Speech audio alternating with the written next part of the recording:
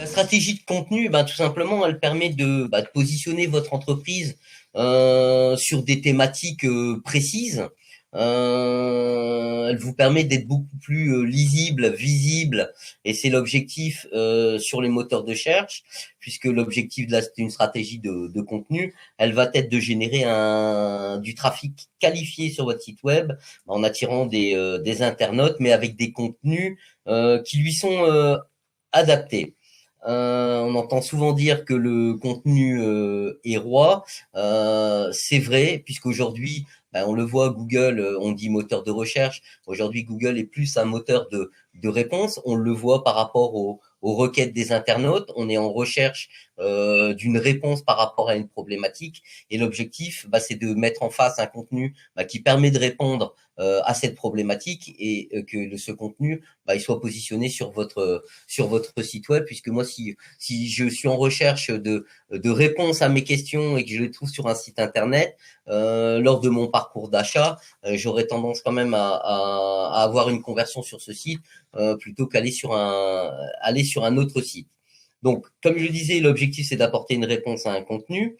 Donc, c'est d'identifier les opportunités de contenu en ciblant des thématiques qui sont importantes pour vos cibles. Et c'est pour ça que j'abordais tout à l'heure le brief SEO. Et ça, c'est un sujet qui est important, mais qu'on peut pas trop détailler parce qu'il y a beaucoup de choses à dire. Si on parle de brief SEO, on va parler de maillage interne, de cocon sémantique. Et il y a beaucoup de choses à dire sur le sujet. Voilà, donc, Mais c'est vraiment de structurer. L'idée, c'est de structurer votre contenu. Oui, Maxime. je tiens à dire que à la fin, on vous enverra un formulaire sur les sujets, des sujets qui vous intéresseraient pour des futurs webinaires ou newsletters. Donc, je vous l'enverrai plus tard. Donc, si le SEO vous intéresse, n'hésitez pas à l'indiquer en réponse. Super. Voilà. Donc, comme je l'ai dit, c'est d'identifier les opportunités de contenu. Donc, en termes d'astuces et de conseils, c'est tout simplement d'avoir une veille sur les SERP, c'est-à-dire sur les requêtes. Aujourd'hui, dans votre secteur d'activité, aujourd'hui, quelles sont les requêtes qui sont le plus visibles sur Google? C'est ce qui veut dire qu'aujourd'hui, sont des requêtes auxquelles les internautes sont sensibles et sont en recherche. Donc, vous pouvez pour cela, vous aider d'outils comme Keyword Planner de Google ou Google Trends. C'est un outil qui vous permet de connaître la fréquence, par exemple, des termes qui sont les plus utilisés et les plus tapés sur Google. Moi, généralement, dans les briefs SEO, on fait pas mal de veille au niveau de la concurrence, mais surtout de voir aujourd'hui quelles sont les requêtes sur un domaine, notamment de la pêche, de savoir c'est comment pêcher la carpe, quels sont les meilleurs outils, quelle est la meilleure période pour pêcher la carpe, etc. On voit que c'est des sujets, par exemple, qui intéressent les internautes. Donc l'idée, c'est de pouvoir créer des contenus sur ces sujets pour apporter des réponses aux internautes. Donc là, je pense que c'est le slide justement donc sur le brief SEO. Donc ça, je trouve que avant de mettre en place une stratégie de contenu, c'est important de faire vraiment un focus sur les thématiques que l'on va aborder. En quoi mon contenu, à quoi ça va répondre aux questions. Donc faire un focus sur vos mots-clés, vos expressions de recherche et la notion alors de maillage interne, ce que je vous disais, si c'est un sujet qui est hyper important parce qu'il booste vraiment votre SEO. C'est ce que nous on appelle le cocon sémantique, qui est une notion qui a été beaucoup développée par Laurent Bourrelli. Donc je vous invite, il y a un site, le site de Laurent Bourrelli, si vous voulez avoir beaucoup plus de détails sur le maillage interne. C'est vraiment quelque chose de très important au départ, c'est de démarrer, c'est de faire ce brief SEO et de bien réfléchir aujourd'hui au contenu, aux thématiques que vous souhaitez aborder. Alors, dans la stratégie de contenu et pour attirer des visiteurs, on aborde le lead magnet. Alors, lead magnet, c'est quoi? Lead magnet, c'est tout simplement un contenu web qui est offert aux internautes, à un prospect, en contrepartie d'une information de contact. Donc, ce sera pas par définition un contenu qui sera accessible uniquement par la soumission d'un formulaire. Donc là, on le voit, hein, de Webpulsor vous guide dans la mise en place de votre génération de leads. Donc, on a un livre blanc qui est, par exemple, sur l'automatisation de la génération de leads avec le cold mailing, puisque bien sûr, et ça, c'est un point qu'on peut aborder, c'est l'automatisation. Déjà, générer la création de contenu, c'est chronophage et parfois, il est pertinent de l'automatiser. Et donc, effectivement, on a consacré un livre blanc à ce sujet. Donc, l'automatisation de la génération de leads avec le code mailing. Donc là, l'idée, effectivement, les gens qui souhaitent recevoir ce livre blanc et avoir un peu plus d'informations, eh bien, elles remplissent ce formulaire pour recevoir effectivement le livre blanc qui est abordé par rapport à cette thématique. Récolter de la data, ça va permettre quoi? Ça va permettre aussi de segmenter et de savoir clairement aujourd'hui, lorsque vos visiteurs viennent vous voir, quels sont les sujets qui les intéressent. C'est-à-dire que lorsque vous aurez choisi différents formats, tels que le livre blanc, une newsletter, un quiz ou tout simplement une vidéo, de connaître quelles sont les thématiques et quels sont les contenus que vous allez adresser, de personnaliser vos contenus premium, c'est-à-dire moi si je suis intéressé par la génération de leads, c'est de pouvoir ce que nous on appelle le lead nurturing, c'est-à-dire d'entretenir une relation avec l'internaute jusqu'à temps qu'il soit mûr dans sa phase d'achat. Aujourd'hui, il est intéressé par la génération de leads. Donc l'objectif dans la relation au quotidien, c'est de lui adresser des contenus pertinents sur les sujets qui l'intéressent. Donc, Lead Magnet, c'est vraiment, au-delà de récupérer de la data, de bien connaître vos prospects et vos visiteurs sur les sujets qui les intéressent.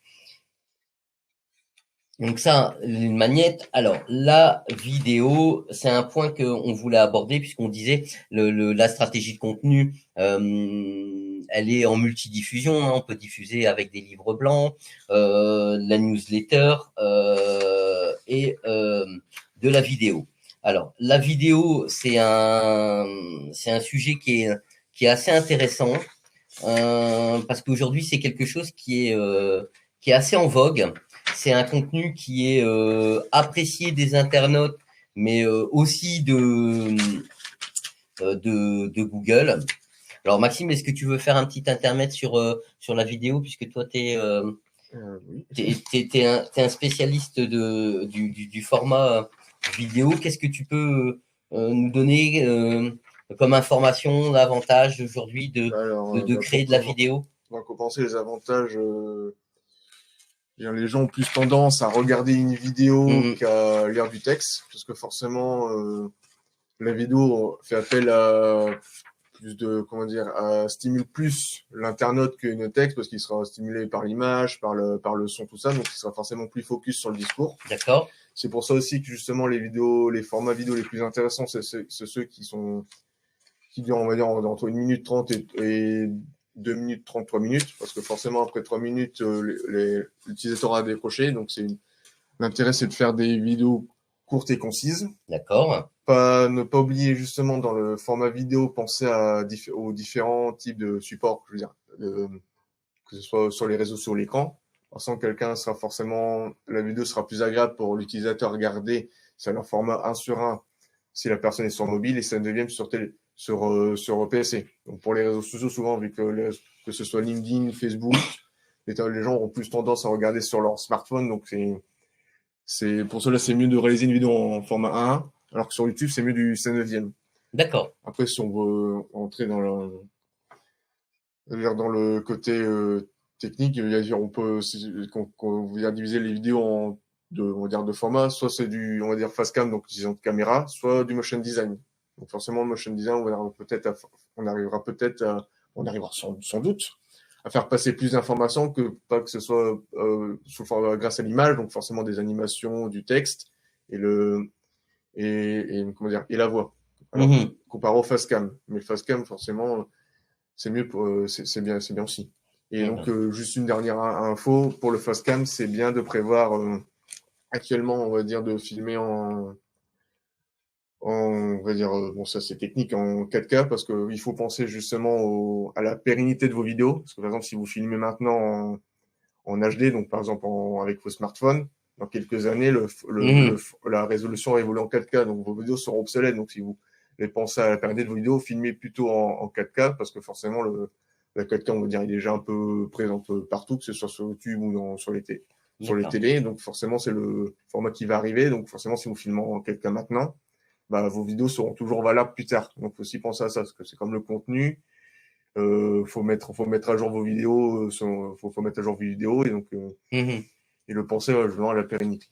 D'accord. Donc tu disais que pour créer des vidéos, notamment sur format mobile, il fallait des formats un peu plus courts. On avait aussi ce que vous pouvez faire aussi, c'est lorsque vous réalisez une vidéo, c'est de faire une vidéo complète, mais qu'elle soit structurée pour être segmentée en plusieurs phases. Phase 1, phase 2, étape numéro 1, numéro 2, ce qui va vous permettre de segmenter votre vidéo et comme ça d'avoir plusieurs contenus à diffuser. L'autre fois, je regardais justement une vidéo sur le cocon sémantique qui était très bien faite. C'était étape 1, bah voilà, le brief SEO, étape 2, bah, la mise en place du maillage interne, etc. Et donc de segmenter une vidéo complète en plusieurs étapes, bah, ça vous permet d'avoir plusieurs contenus à diffuser. Donc, bah, si on résume, bah, aujourd'hui une vidéo, c'est un format qui aujourd'hui attire. Oui. C'est vrai que sur le web, et on s'en rend compte, et de jour en jour, il y a de plus en plus de contenu, notamment texte, sur le web. Donc effectivement, aujourd'hui, la vidéo attire. Je voudrais aussi rajouter, là j'y pense, c'est aussi l'intérêt des vidéos, c'est que par rapport à un contenu textuel, c'est que textuel, on est focus là-dessus, alors que maintenant, les pratiques actuelles, c'est que souvent les gens mettent la vidéo dans un onglet, écoutent le contenu, ils font autre chose à côté. C'est ça aussi ce que ça permet. C'est aussi comme le podcast. Le podcast aussi, c'est un format qui est fort intéressant, c'est qu'on peut on peut être multitâche, on n'est pas forcément focus sur le contenu. C'est ça qui est aussi ce qui est l'attrait de la vidéo et donc par extension du podcast. Voilà. Et puis je trouve aussi que le taux de mémorisation d'une information par vidéo, elle est plus élevée que sur d'autres formats, et que aussi une vidéo a plus tendance à être partagée, notamment sur les réseaux sociaux, que un contenu écrit.